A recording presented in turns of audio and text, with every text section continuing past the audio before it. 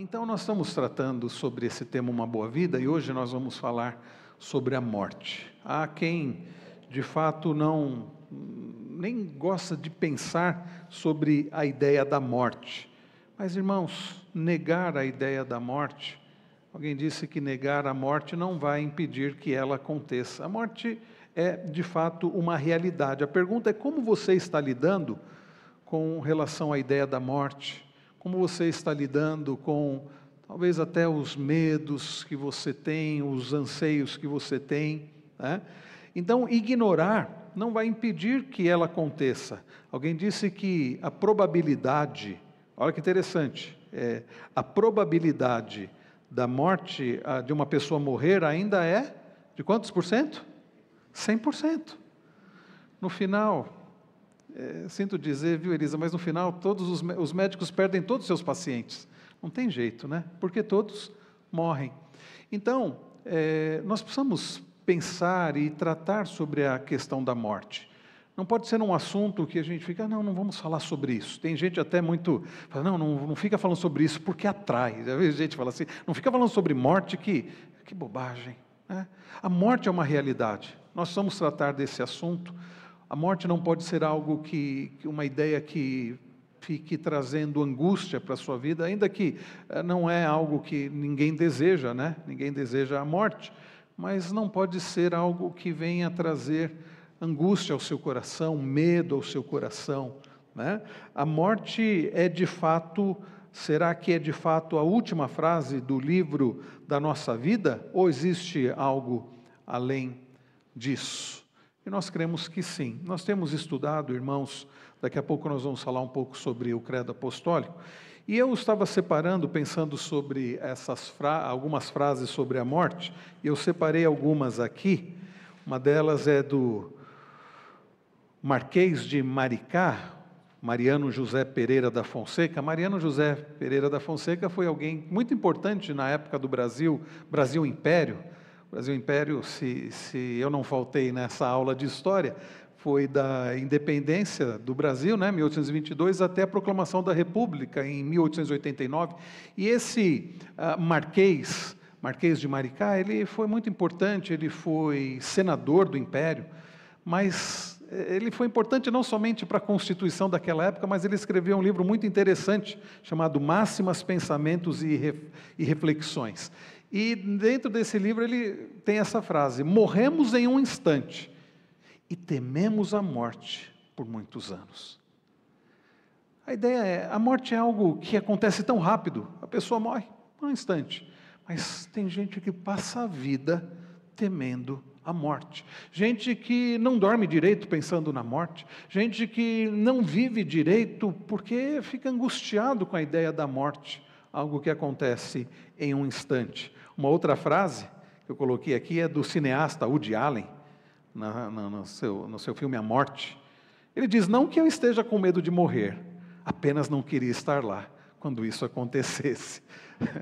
Eu não me lembro quem era o artista sendo entrevistado lá no programa do Jô, não sei se foi o Seu Valença, e quando o Jô Soares começou a falar, mas e a questão de morte, sobre a morte? Ele falou assim, não, isso eu não pretendo, eu não pretendo, bom, eu também não pretendo morrer.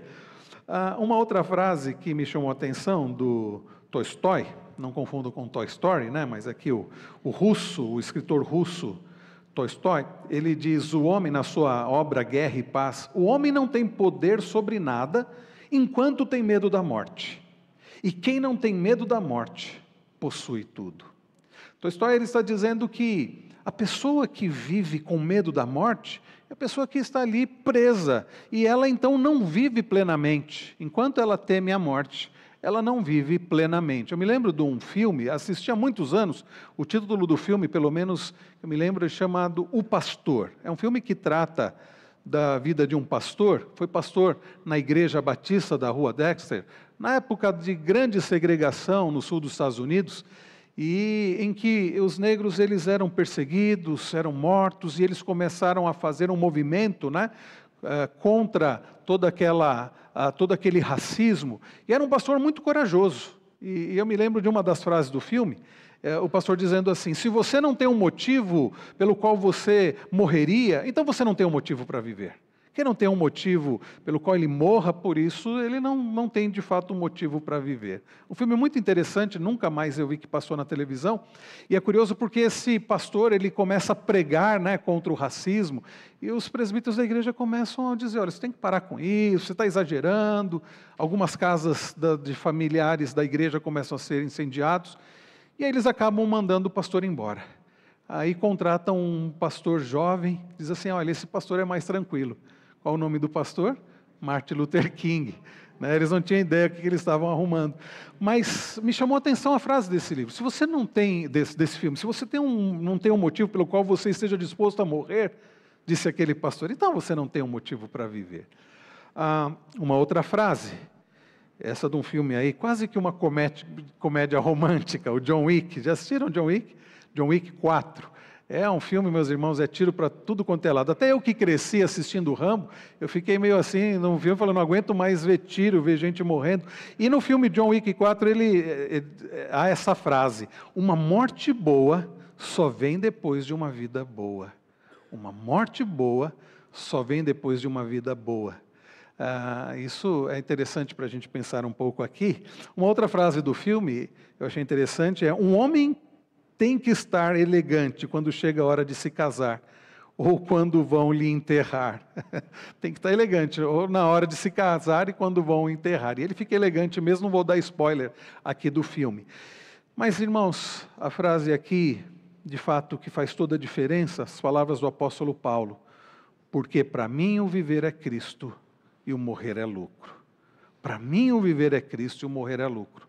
Talvez alguns tenham achado estranho a frase, por exemplo, de que uma boa morte só vem depois de uma boa vida, ou qualquer uma das outras frases. Mas há quem ache essa frase de Paulo a mais estranha de todas. Como alguém pode dizer que a morte é um ganho? Como que para alguém a morte seja lucro? Mas Paulo diz, porque para mim o viver é Cristo. E porque o viver é Cristo, a morte não é uma perda. Você já parou para pensar nisso? A morte para você é o quê? É uma perda?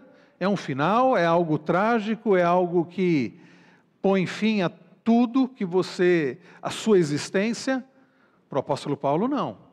A ponto dele dizer, mas está ligado à sua vida em Cristo. Porque para mim o viver é Cristo. E certamente porque o viver de Paulo era Cristo, e ele vivia para Cristo, há um outro versículo, palavras de Paulo que ele diz assim, porque se vivemos, para o Senhor vivemos. E se morremos, para o Senhor morremos. Quer pois vivamos ou morramos, qual era a certeza dele? Nós somos do Senhor. E aqui ele diz, porque para mim o viver é Cristo e o morrer, para aqueles cujo viver é Cristo, o morrer não é perda. O morrer é lucro, é ganho, sem dúvida alguma. Então, eu dizia há pouco, né, sobre o que é a morte para você. A morte é um fim? Para os cristãos, para aqueles que pertencem a Cristo, não é um fim. Nós temos estudado às quintas-feiras, iniciativa do reverendo Clayton, quando eu estava de férias, ele começou uma série sobre o credo apostólico. Creio em Deus Pai Todo-Poderoso, Criador do céu e da terra. Nós vimos isso umas 3 quintas-feiras. Creio em Jesus Cristo, seu único Filho. A nossa crença no nosso Senhor e Salvador Jesus Cristo, que veio ao mundo, que padeceu sob o poder de Pôncio Pilatos, que foi morto, foi crucificado, e subiu aos céus e está à direita de Deus Pai, de onde há de vir para julgar vivos e mortos. Nós cremos no Senhor Jesus. Quinta-feira passada nós estudamos sobre o Espírito Santo, creio no Espírito Santo. Ainda nós vamos falar sobre a nossa crença na Igreja Universal, ou seja, não é universal do reino de Deus, não é uma denominação. E antes vinha, creio na Igreja Católica, que dá essa ideia de universal, aí resolveram, para não confundir com a Igreja Católica Apostólica Romana, colocar universal. E agora tem gente que confunde com a universal do reino de Deus. Creio na comunhão dos santos, na remissão dos pecados. Agora prestem atenção. Creio na ressurreição do corpo, na vida eterna. A pergunta é: você crê? Irmãos queridos, o que faz toda a diferença para um cristão, para aqueles que estão em Cristo Jesus, para os quais não há condenação, é a nossa fé, a nossa esperança em Cristo, uma esperança além desta vida. Você deve se lembrar do apóstolo Paulo lá em 1 Coríntios 15, ele passa a tratar de corrigir aquela igreja por conta de um falso ensino, uma heresia, era ensinado na igreja lá de Corinto de que não haveria ressurreição no último dia. O apóstolo Paulo então gasta ali uma parte da sua carta para discorrer sobre isso. Ele escreve, tem sido ensinado que não haverá ressurreição no último dia, mas se não haverá ressurreição no último dia, então Jesus Cristo não ressuscitou. E Paulo então no seu arrazoado, ele vai dizendo, e se Cristo não ressuscitou, é vã a nossa fé, é vã a nossa pregação, quem morreu acabou, nós ainda continuamos os nossos pecados. E aí ele diz lá em 1 Coríntios 15, 19, se a nossa esperança em Cristo Jesus for apenas nesta vida, o que nós somos? Os mais infelizes de todos os homens. Para aqueles que mesmo que dizem que acreditam em Cristo, mas cuja esperança em Cristo é apenas nesta vida, nós somos os mais infelizes de todos os homens. Porque nós passamos privações, por vezes perseguições, né? E se a nossa esperança em Cristo for apenas aqui, como os da teologia da prosperidade. Não, em Cristo você vai ter isso, você vai ter aquilo, você vai ter saúde, você vai ter bens, o que é um falso ensino. Né? Mas para eles a esperança em Cristo, eles veem a Deus como alguém que pode auxiliá-los para esta vida aqui. Quando Jesus disse, no mundo tereis aflições. Então Paulo diz que a nossa esperança em Cristo não pode estar apenas nesta vida. No verso 20, lá de 1 Coríntios 15, ele diz, mas de fato Cristo ressuscitou, sendo Ele a primícia dos que dormem. A esperança cristã, meus irmãos, uma esperança em Cristo além desta vida. Eu não sei quantos anos nós vamos viver. Talvez alguns aqui cheguem aos 90. Alguém aqui já chegou aos 90? Não, dos que aqui estão. Alguns talvez cheguem a mais do que isso. Talvez alguns não vão chegar muito longe, nós não sabemos. Mas o fato, meus irmãos, é que se Jesus não voltar antes, nós iremos experimentar o que a Bíblia chama de morte física. Não há como fugir disso. A medicina tem conseguido, né, alguns avanços para que se viva um pouco mais, para que a gente tenha melhor qualidade de vida, mas não tem impedido ninguém de fato de morrer. Gente com dinheiro morre, mesmo aqueles que praticam exercícios, mesmo aqueles que buscam ter uma vida saudável, eles vão morrer. O que não deve nos tirar o nosso incentivo de viver, né, buscar ter uma vida saudável. Mas o fato é que todos irão experimentar a morte física se Cristo não voltar antes. Porque se Cristo voltar antes de experimentarmos a morte física, o nosso corpo já vai ser transformado em glória. Mas o fato, irmãos, é que a morte é uma realidade. O que vai fazer diferença, até para que você tenha uma boa vida, e não uma vida vivida com medo da morte, uma vida com ansiedade, com medo, mas uma vida com esperança em Cristo além dessa vida, é essa esperança em Cristo, a esperança da ressurreição, a esperança da vida eterna em Cristo Jesus. Lá no Salmo 23, o verso 4, Davi diz, ainda que eu ande pelo vale da sombra da morte. Você não enfrenta a morte apenas no fim da vida. Você parou para pensar nisso? Durante a sua vida, você enfrenta aquilo que Davi, no Salmo 23, no verso 4, chama de sombra da morte.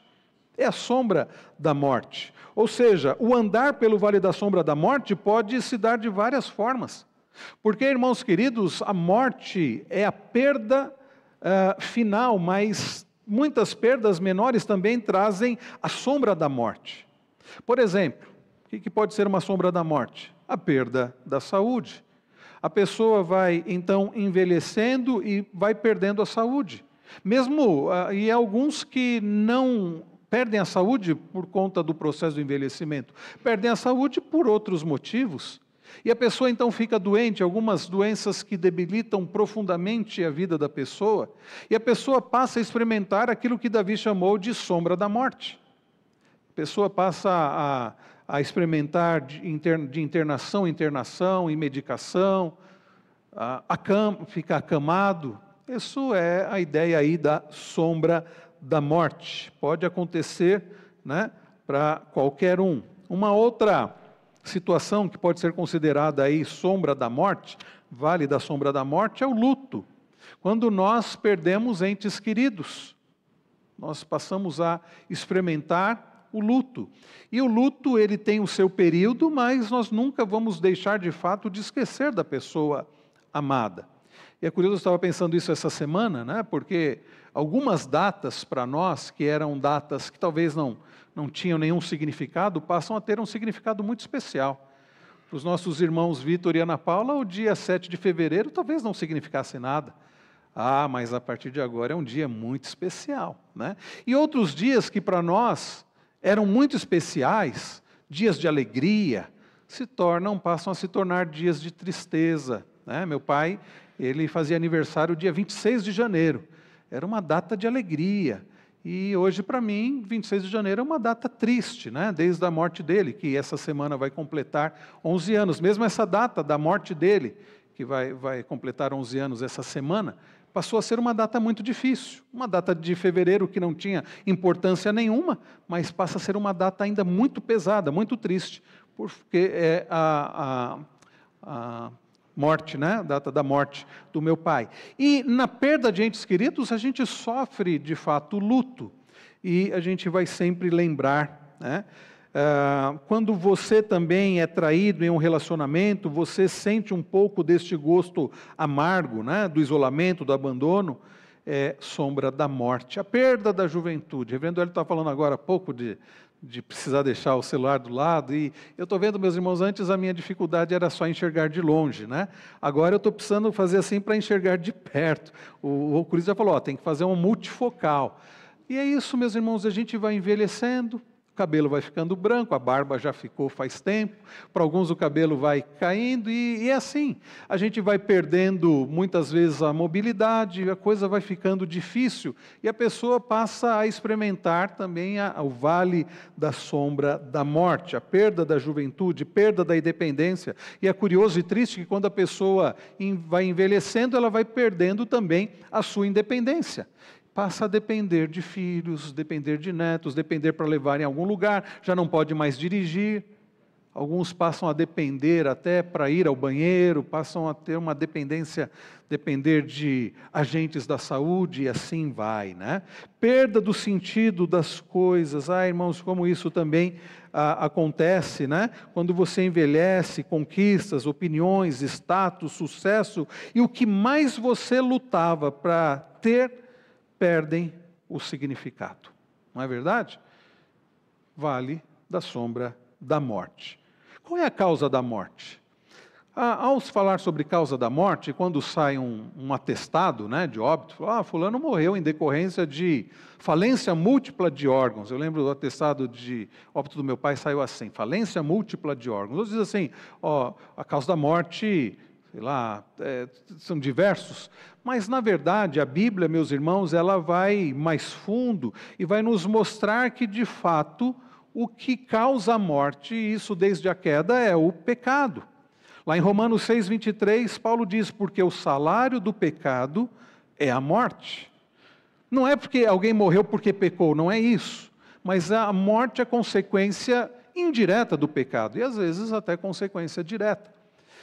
Desde a queda, e Deus havia dito isso para o primeiro casal, vocês podem comer de todos os frutos, menos do fruto da árvore do conhecimento do bem e do mal, porque no dia em que dela comerdes, certamente vocês vão morrer. Eles morreram não fisicamente quando comeram, mas morreram já espiritualmente, já passaram a ter uma interrupção do relacionamento que eles tinham com Deus, e acabaram por experimentar também o que nós chamamos de morte física.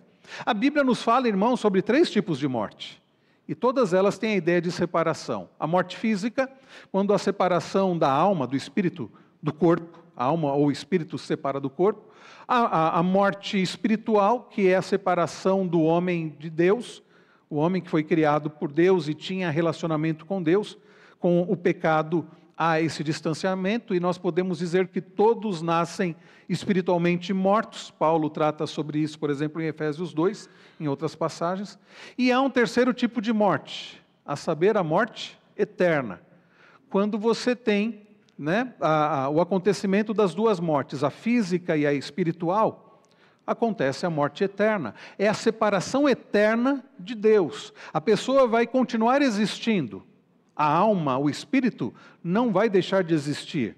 né? Os testemunhas de Jeová, os adventistas falam de sono da alma, falam desse tipo de coisa, ou aniquilamento, aniquilação da alma. Não, a Bíblia não ensina isso. Então a alma vai continuar existindo e o corpo será ressuscitado, mesmo dos ímpios, mas existirão para todos sempre separados de Deus.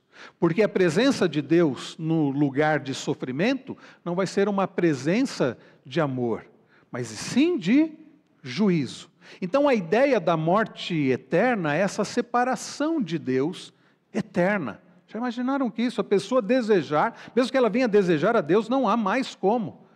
Hoje ainda há, mas depois da morte física, não há mais como a pessoa ser reconciliada com Deus. Ok? E Paulo diz que o salário do pecado é a morte. O salário do pecado é a morte. E Jesus enfrentou, a boa notícia é que Jesus enfrentou a morte por aqueles que pertencem a Ele. Porque se o salário do pecado é a morte, Paulo continua aqui em Romanos 6,23, diz que o dom, o presente, a dádiva gratuita de Deus é a vida eterna em Cristo Jesus. Se o que causa a morte é o pecado, Jesus se faz carne, Jesus, sendo o próprio Deus, se faz carne, vem a este mundo, obedece, Ele faz aquilo que nenhum de nós teria condições de fazer. Aquilo que Adão falhou, Jesus obedece de forma perfeita, toda a lei. Adão desobedeceu a lei, Adão não foi capaz de obedecer perfeitamente para continuar tendo vida. E como se diz na teologia, ele era o cabeça federal, o nosso representante, ao pecar condenou toda a raça humana. Mas Jesus, o segundo Adão, como diz Paulo, se refere a Jesus como o segundo Adão, o representante, alguém para representar seres humanos, e é por isso que Jesus se fez carne, por isso que não adiantava Deus enviar um anjo, ou Jesus vir apenas como espírito, mas era necessário ele se fazer carne, porque como nosso representante, ele obedeceu, é o que na teologia a gente chama de obediência ativa, ele obedece a Deus, obedece e cumpre toda a lei em nosso lugar. E obediência passiva. Na cruz do Calvário, ele leva sobre si a culpa dos nossos pecados, a ira do justo juiz, que deveria ser derramada sobre nós, pecadores, porque o salário do pecado é a morte, ela é derramada em Jesus Cristo. E aí Paulo dizer, o dom gratuito de Deus é a vida eterna em Cristo Jesus. Então alguém não é salvo porque faz coisas boas? Você acha que você vai para o céu? Se pergunta por aí, né? Eu acho. Por quê? Porque eu sou uma pessoa boa. Eu faço coisas boas, eu não faço mal, eu nunca fiz mal para ninguém. Mentira. A gente faz mal para nós mesmos. Quando nós não temos alimentação correta, nós estamos fazendo mal a nós mesmos, né? Quantas vezes o marido faz mal para a esposa faz mal para o marido. Pais que fazem mal para os filhos em não criá-los na disciplina e correção do Senhor. Então essa ideia de que, eu acho que eu vou para o céu porque eu sou uma pessoa boa, porque eu não faço mal, é bobagem. Nenhum de nós é bom, nós pecamos. E nós também, meus irmãos, as coisas supostamente boas que fazemos, elas não compensam as coisas ruins que nós fazemos, e a salvação não é pelas nossas obras. Mas a boa notícia é que Cristo Jesus já obedeceu de forma perfeita e levou sobre si a culpa dos pecados daqueles que pertencem a Ele. Jesus disse, eu sou o bom pastor dá vida pelas suas ovelhas. E aí você já deve avaliar no seu coração se você é alguém que pertence a Cristo. Como o reverendo Wellington falou ainda há pouco, é mais do que você dizer, não, eu acredito em Jesus. Tem a ver com o que nós lemos há pouco, lá em 2 Pedro, capítulo 1. Tem a ver se de fato nos identificamos com Cristo, se há frutos dessa salvação na nossa vida. E essa pergunta só você pode responder, porque alguém pode olhar de fora e dizer, não, eu acho que esse é de Jesus. Mas e a Bíblia diz que o Espírito Santo testifica com o nosso espírito que de fato nós somos filhos de Deus, que nós pertencemos a Ele. Então avalie, porque se você não tiver essa certeza de que você pertence a Cristo, você não poderá ter a certeza da vida eterna. Eu vou repetir, se você não tem certeza que você pertence a Cristo, que toda a sua fé, toda a sua esperança está em Cristo, não em você, não em suas obras, você não poderá ter certeza da vida eterna. E de fato, sim, a morte você vai ter medo da morte, deve ter medo, deve mesmo ter medo. Porque somente aqueles que estão em Cristo não temem a morte, não devem temer a morte. Mas vamos continuar. João 3,16. Sexta-feira eu fui convidado para realizar uma cerimônia de casamento e eu aproveitei não é muito comum isso, né? Eu usei esse versículo para a cerimônia de casamento, porque esse versículo fala de um amor de Deus e deve servir como base, inclusive do amor do marido para a mulher, da mulher para o marido, é um amor sacrificial, né? Porque Deus amou ao mundo de tal maneira que deu o seu Filho unigênito. É um amor que não é da boca para fora, é um amor na prática. Deus deu o seu Filho unigênito. Para o quê? Para que todo que nele crê não pereça, não morra eternamente, mas tenha a vida eterna. Quem é que pode ter certeza da vida eterna? Aqueles cuja fé, a esperança, está em Jesus Cristo. Aqueles que de fato pertencem a Cristo, aqueles que colocam em Cristo toda a sua esperança. Aqueles que pertencem e vivem para Cristo. Aqueles, como diz Paulo, cujo viver é Cristo. Para estes, o morrer é lucro. Então, esse Deus amou ao mundo, não significa que Deus amou a cada pessoa do mundo, mas amou pessoas do mundo inteiro, aqueles que Ele escolheu para serem seus. Até aqui tudo bem, irmãos? Alguma pergunta, algum complemento? Fiquem à vontade. Sobre a causa da morte que o senhor estava falando, né, pastor? De fato, a morte entrou por conta do pecado, e algo importante a gente notar também é que essa morte ela é principalmente uma morte espiritual, porque algo que às vezes as pessoas confundem é quase como se Adão e Eva tivessem sido criados por Deus como seres imortais, como se tivessem um supercorpo, que Adão não se machucava, ou coisas do tipo, e quando na verdade não era isso. Adão e Eva foram criados como seres mortais, dependiam de Deus. Você tinha a árvore do fruto da vida e do conhecimento do bem e do mal, e isso é importante porque às vezes um erro se segue ao outro, que as pessoas pensam que o novo céu e a nova terra será um retorno ao Éden. Em nenhum lugar a Bíblia coloca isso daí também, né? Então é mais para colocar essa questão da dependência de Adão e Eva e o fato dessa morte ter sido primordialmente uma morte espiritual, que se seguiu a morte física, que foi marcada pelo impedimento da entrada ao jardim do Éden. Muito obrigado, pastor, pela observação. Irmãos, uma coisa muito importante, o reverendo Wellington nos faz lembrar disso agora, isso precisa deixar claro, somente Deus é eterno. Nós não somos eternos. Fala assim, mas pastor, a Bíblia não diz que nós vamos viver para todo sempre com o Senhor?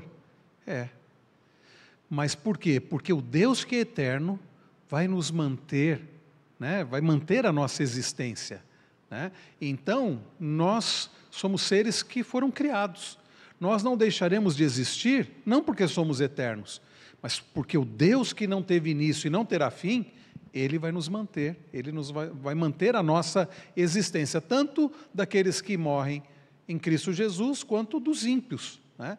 Vai ser uma existência, mas não porque nós somos eternos. E o reverendo Wellington lembrou bem que a morte ali a morte que aconteceu ali, em decorrência até do que Deus havia dito, né? O dia que vocês comerem, vocês vão morrer, foi essa separação que o homem, da união que eles tinham, né? Adão e Eva tinham uma união com Deus, eles tinham vida, porque se a ideia de morte é a ideia de separação, a ideia de vida na Bíblia é a ideia de comunhão. A comunhão que eles tinham com Deus foi interrompida ali com o pecado, e depois se sucedeu a morte física. Agora, como você pode ter certeza da vida eterna? Lá em João 5,24, nosso Senhor Jesus diz, em verdade vos digo, quem ouve a minha palavra e crê naquele que me enviou tem a vida eterna, não entra em juízo, mas passou da morte para a vida. Nós não temos a vida eterna porque fazemos coisas boas, mas porque colocamos a nossa fé naquele que já fez tudo de bom, naquele que já realizou a obra. Lutero, ele demorou para entender isso, daí ele ter passado muitos anos buscando alcançar a justiça de Deus, através dos seus esforços, através das boas obras, e mesmo tentando pagar pelo preço dos seus pecados, com jejum de palavras, jejum de comida, jejum de sono, né? Inclusive realizando autoflagelamento, né? Autoflagelação, ele se feria. E Lutero entendeu que ele não conseguia alcançar a justiça de Deus até que ele lê Romanos 1, que o justo viverá pela fé. Palavras que Paulo repete de Abacuque. E Lutero então vai entender isso, que a nossa salvação é pela fé naquele que é justo, naquele que obedeceu de forma perfeita, naquele que levou sobre si a culpa dos nossos pecados. E esse crer que Jesus diz aqui é de fato um crer não apenas dizendo, eu acredito. Até os demônios creem e tremem. É um crer no sentido de depositar a nossa esperança. É um crer no sentido de se submeter à autoridade dele. Ele agora é um Senhor da minha vida, eu pertenço a Ele. Mais uma vez, Paulo dizendo, o salário do pecado é a morte, mas o dom gratuito de Deus é a vida eterna em Cristo Jesus, nosso Senhor. Eu não coloquei aqui, mas Romanos 8:1, nenhuma condenação há para os que estão em Cristo Jesus. Uma outra coisa além disso é que Jesus enfrenta a morte. Ele não somente enfrentou a morte por nós, mas ele enfrenta a morte conosco. Já pararam para pensar, meus irmãos, que no dia da nossa morte, talvez nossos pais não estejam conosco, talvez nossos filhos, talvez não estejam os amigos conosco, mas o Senhor estará conosco. O salmista Davi, ainda falando sobre o Salmo 23, verso 4, ele diz, ainda que eu ande pelo vale da sombra da morte, não temerei mal nenhum, porque tu estás comigo, o teu bordão e o teu cajado me consolam. É claro que Davi faz referência à presença de Deus ao longo da sua vida, mas isso deve nos levar à certeza de que o Senhor, que está conosco sempre, Ele estará conosco no dia da nossa morte. Às vezes nós pais, nos cercamos, queremos cercar nossos filhos de cuidados e, de fato, no que estiver ao nosso alcance, nós vamos fazer. Mas, às vezes, a gente não para pensar que, no momento da morte deles, muito provavelmente, nós não estaremos lá. Não é verdade? Sabe, eu oro para que o Senhor, na certeza de que o Senhor vai estar lá, e o Senhor vai guiar a vida dos meus filhos, e vai consolá-los, e vai sustentá-los ao longo da vida deles. Nós não temos poder para proteger nem nós mesmos, nem nossos filhos. Mas Deus é o Deus que é o Deus presente, é o Deus que está conosco. A certeza de Davi não era de que ele não enfrentaria lutas e nem mesmo enfrentaria a morte, mas que o Senhor estaria com ele. Um hino famoso, que foi conhecido como o hino da Reforma, Castelo Forte, dizem que Lutero se baseou no Salmo 46, Deus é refúgio e fortaleza, socorro bem presente na tribulação. E Lutero escreve o hino Castelo Forte. O presbítero Wlander tem a tradução literal desse hino, uma vez ele traduziu para mim do alemão, mas a última estrofe diz assim, se temos de perder famílias, bem prazer, se tudo se acabar e a morte enfim chegar, com Ele reinaremos. Com Ele reinaremos. Essa bendita certeza de Lutero. Pastor, tem mais alguma colaboração? Fique à vontade, viu? Palavras do nosso Senhor Jesus, antes de subir aos céus, e eis que estou com vocês todos os dias, até o fim dos tempos. Nós temos olhado para o livro de Atos, temos tido a exposição do livro de Atos, e os irmãos que têm acompanhado vão lembrar lá em Atos 1, Jesus, ele sobe aos céus, mas ele continua agindo. E nós temos visto isso ao longo de todo o livro de Atos. Jesus continua agindo, Jesus continua libertando, curando, dirigindo. E Ele o faz de que forma na vida da sua igreja? Através de quem? Daquele que Ele havia prometido que enviaria. Estão lembrados? O Espírito Santo. Nós lemos isso lá em João 14. E Jesus mesmo prometeu, eu vou enviar o Consolador, aquele que é o ajudador, o sustentador, que é o Espírito Santo. Então, nós temos, irmãos, a presença do Senhor continuamente conosco, através do Espírito Santo. Paulo, escrevendo aos Efésios, capítulo 1, diz que o Espírito Santo, nós fomos selados com o Espírito Santo. Ele é o penhor da nossa herança. Então, nós temos, irmãos, a presença do Senhor conosco. E é por isso que nós não precisamos temer nem mesmo a morte, porque o Senhor estará conosco no dia da nossa morte. E como nós veremos também, para nos receber. A morte dá início a uma morada eterna. Lá em 2 aos Coríntios, no capítulo 5, nos versos 1 e 2, Paulo faz referência a dois termos. Ele diz: sabemos que se a nossa casa terrestre deste tabernáculo se desfizer, do que Paulo está dizendo, casa terrestre? O nosso corpo se desfizer, ele diz deste tabernáculo. A palavra tabernáculo ela é muito significativa, sobretudo no Antigo Testamento. Os irmãos vão lembrar que o povo de Deus ele era um povo que peregrinava, né? Peregrinou pelo deserto, e o povo, ele carregava então o tabernáculo que era montado. Uma das traduções, para nós, para uma ideia melhor, seria como uma espécie de barraca, né? Então, Paulo, ao falar de tabernáculo, ele está falando de uma morada que é transportada. Você chega, um povo nômade faz isso, se estabelece num lugar e monta ali a sua tenda, a sua barraca, o seu tabernáculo. Então, Paulo se refere ao nosso corpo como uma tenda, não como uma casa, não como um prédio, mas como uma tenda.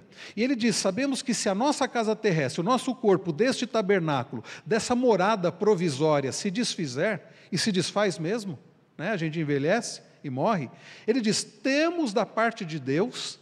Aí Paulo usa uma outra expressão. Ele não usa a expressão tabernáculo, ele não usa a expressão tenda, uma morada provisória. Ele usa a expressão edifício.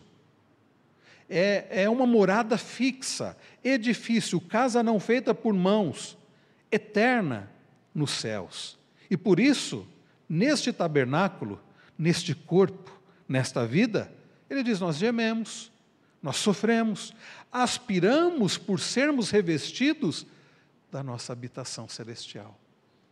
O mesmo apóstolo Paulo, escrevendo aos Tessalonicenses, ele vai nos explicar que nós vamos ser revestidos desta habitação celestial, que o nosso corpo, na glória, será revestido, e Paulo diz que será semelhante ao corpo de Cristo, o corpo da ressurreição. Nós não vamos mais experimentar, queridos, as consequências do pecado que nós experimentamos hoje neste tabernáculo, nesse corpo, onde ainda habita o pecado, onde ainda experimentamos as consequências do pecado, as consequências do pecado. Então, a morte para o crente em Cristo Jesus não é um fim. Na verdade, a morte para um crente em Cristo Jesus é o término de nós podemos dizer assim, de um período, né, ou de uma fase, e o início de outra. O término de uma fase onde nós sofremos, nós pecamos e sofremos as consequências do pecado na humanidade, mas que na morte, aqueles que estiverem em Cristo Jesus deixarão de experimentar. Nós não mais experimentaremos as consequências do pecado. E nós seremos, inclusive, livres da presença do pecado na nossa vida. Né? Da presença do pecado na nossa vida. Por isso, cristão, você não precisa temer a morte. Cristão, você não precisa temer a morte. Há um livro cujo título é exatamente esse, Enfrentando a Morte com Esperança. Se não me engano, é do Paul Tripp. E ele traz nesse livro algumas estratégias para nós lidarmos com essa questão da morte, ou estratégias práticas para a mudança. Ele chama de estratégias práticas da mudança. A primeira delas, ele diz: pratique morrer, pratique viver. O que é esta estratégia pratique morrer, pratique viver? Você pode começar a se preparar para a sua morte agora mesmo. Aliás, é isso mesmo. Você não... eu vou deixar para pensar nisso quando eu estiver bem velhinho, né? Ou quando eu ficar muito doente. Não. Você tem que começar a se preparar para a sua morte hoje. Comece se perguntando: para que eu estou vivendo? Eu fico pensando, se alguém tivesse perguntado para Paulo: Paulo, por que você vive? Ele teria respondido o que ele respondeu lá em Filipenses 1:21. Porque para mim o viver é Cristo. Mas você já parou para pensar por que você vive? Tem muita gente que não sabe por que vive. Eu me lembro, eu já contei isso aqui algumas vezes, eu me lembro quando adolescente, nós tínhamos na época, né, lá nos anos 80, uma matéria que se chamava, eu acho que era Educação Moral e Cívica, e tinha outras matérias, né, que hoje não tem mais. E um dos trabalhos que o professor deu, lá que a professora deu, é que você tinha que fazer algumas perguntas para as pessoas. E perguntas do tipo, quanto você ganha? Perguntas, algumas delas assim, bem, que as pessoas ficavam meio assim de responder. Eu lembro que eu perguntei para alguns vizinhos, para os meus pais, tinha que preencher aquele questionário. Mas eu me lembro que uma das perguntas que mais causava, assim, não diria nem constrangimento, mas que a pessoa ficava sem saber o que responder, era a pergunta: qual o seu objetivo de vida? Para que você vive? Eu me lembro que todas as pessoas para quem eu perguntei, nenhuma delas falou assim, já respondeu na lata. Não, parar para pensar, alguns mostrando assim, sabe que eu nunca pensei sobre isso, eu não sei nem por que eu vivo. E se perguntassem para você, por que você vive? Por que você vive? Paulo sabia, porque para mim o viver é Cristo. E para aqueles que sabem por que vivem, né? Tem gente que fala assim, não, eu vivo para ganhar dinheiro, eu vivo para aproveitar a vida, o carpe diem, né? Para aproveitar a vida. Mas haverá consequências do porquê você vive, para quem você vive, né? Então, para começar a se preparar para a morte, você precisa saber para quem que você vive. E a pergunta é, você está vivendo para o que dura eternamente? Lá no Sermão do Monte, em Mateus 6, Jesus diz, pare de ajuntar tesouros na terra. O ladrão rouba, a traça vai corroer, ajuntem tesouros no céu. E Jesus é claro, onde está o teu tesouro, ali estará também o teu coração. Você quer saber onde está o teu coração? É só você responder onde está o seu tesouro. Para quem você vive, o que você busca acima de tudo, né? Ou para o que vai morrer, né? O que vai morrer com você? Você está vivendo para o que dura eternamente ou para o que vai morrer com você? Para quem você tem vivido, né? Aceite a realidade da sua morte. Tem gente, mais uma vez, que não quer aceitar a realidade da morte. E, mais uma vez, você negar a realidade da morte não vai impedir que ela vai acontecer. Você precisa aceitar que você vai morrer. Você precisa lidar com isso, e lidar com isso seriamente. E isso vai fazer diferença na sua vida. Para uma boa vida, nós precisamos saber, ter a certeza, né, encarar a realidade da morte, saber para quem nós vivemos e para quem nós iremos. Você não pode continuar vivendo com medo da morte, você precisa enfrentar essa realidade. Essa é uma realidade muito séria e não adianta você pensar, não, isso vai demorar para acontecer, ninguém sabe, nós não sabemos. Isso até pode soar óbvio, né? Aceitar a realidade da morte, mas em nosso mundo, as pessoas trabalham duro para não encarar sua morte final e certa. Há tantas milhares de pessoas hoje, desde ontem, né, aproveitando, eles falam, como é que é a expressão? Brincando o carnaval, pulando o carnaval, como se não fossem morrer. Você conversa com os adolescentes, os jovens hoje em dia, eles vivem como se a morte não fosse acontecer para eles. Eles vivem aquela filosofia lá do filme Sociedade dos Poetas Mortos, né? Da filosofia do carpe diem, do aproveite o dia. Vamos aproveitar o dia. Vamos aproveitar o máximo que nós pudermos, porque nós nem sabemos se haverá amanhã. Irmãos, quanta gente se afundando no que o mundo pode oferecer para fugir da ideia da morte. Mas, mais uma vez, não adianta fugir da ideia da morte. Eu não gosto de velório, é verdade. Mas, como pregador, é um dos melhores momentos para mim. Às vezes eu estou pregando aqui, eu sei que tem gente longe, tem gente... Mas no velório, eu estou pregando em velório, está todo mundo prestando atenção. Diante de um corpo ali, de um cadáver, as pessoas estão levando a situação a sério. E prestam bastante atenção na hora que o pregador vai falar. E são confrontadas com a realidade da vida, que é a morte. E aí prestam bastante atenção. É muito... É interessante pregar em velório. Se você quer andar pelo vale da sombra da morte sem temer perigo algum, você deve olhar exatamente para as sombras da morte iminente. Você precisa encarar a realidade da morte e precisa encarar o que vai fazer diferença para isso. Daí, você precisa olhar para Cristo. Olhar para Cristo. Você se preparar para a morte, não adianta você olhar para o seu corpo, você olhar para o seu dinheiro, você buscar ter mais dinheiro, você se desesperar e fazer de tudo o que você possa fazer para ter mais saúde. Bom, o que estiver ao seu alcance, faça sem colocar como um ídolo para a sua vida. Mas o que vai fazer diferença é você olhar para Cristo, porque, mais uma vez, Os avanços da medicina ainda não impedem, nunca vão impedir ninguém de morrer. Você pode viver um pouco mais, mas você vai morrer. Então, se preparar para a morte envolve você olhar para Cristo. Se você está olhando para o Deus vivo, para o Senhor da vida e doador de todas as misericórdias, você tem todas as razões para olhar a morte bem nos olhos e encarar a morte de frente sem medo. Isso se você pertence a Cristo. Você ganha a capacidade de olhar além da morte para algo que é bom, para algo que é duradouro, para algo que é maravilhoso. E a Bíblia nem entra muito em detalhes, irmãos, acerca, nós temos em Apocalipse outras passagens, a Bíblia falando sobre o novo céus e nova terra, e a gente não precisa de muitos detalhes. Basta saber que nós vamos reinar para sempre com o Senhor. Basta saber que o nosso amado Salvador estará conosco, nós estaremos com Ele. Basta saber que o nosso corpo vai ser revestido de glória e nós não vamos mais experimentar as dores, os sofrimentos deste mundo caído. É suficiente para você? Quando você olhar além da morte com os olhos da fé, você verá uma torrente de delícias na presença do próprio Senhor. Você verá a si mesmo festejando em sua mesa e bebendo da fonte da vida. O salmista no Salmo 36, ele fala sobre isso. Deixa eu só passar aqui, meus irmãos, que o nosso horário já encerrou. E eu queria deixar este texto para os irmãos.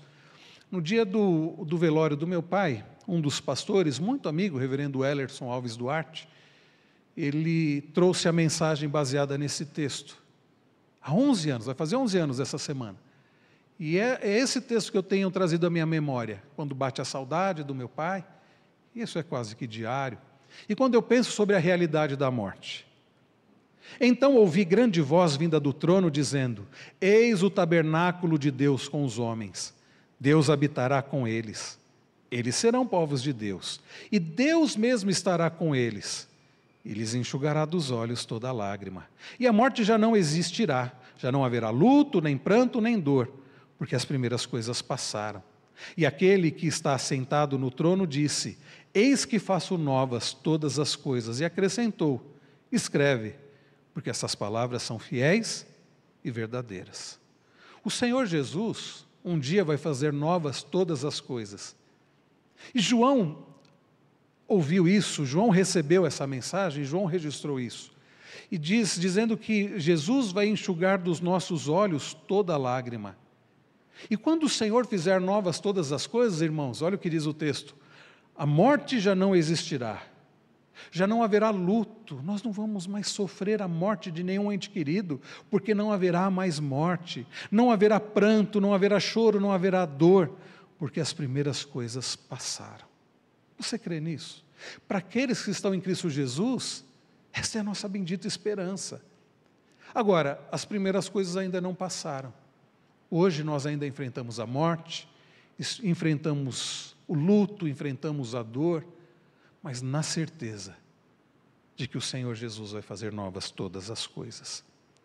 E eu quero deixar, para encerrar, as palavras do Catecismo de Heidelberg. A pergunta de número 1 é: qual é o seu único consolo na vida e na morte? A resposta é que não pertenço a mim mesmo, mas pertenço de corpo e alma, tanto na vida quanto na morte, ao meu fiel Salvador Jesus Cristo. Ele pagou completamente todos os meus pecados com o seu sangue precioso e libertou-me de todo o domínio do diabo.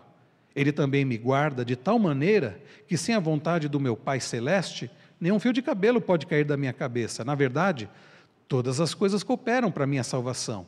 Por isso, pelo seu Espírito Santo, Ele também me assegura a vida eterna e faz-me disposto e pronto de coração para viver para Ele de agora em diante. E eu acrescentaria: para viver para Ele de agora em diante, sem medo da morte. A pergunta é: você tem essa certeza? O seu conforto é esse, que você pertence a Jesus Cristo? Corpo e alma, nesta vida e além dessa vida, você pertence ao Senhor? Não saia daqui sem ter essa certeza.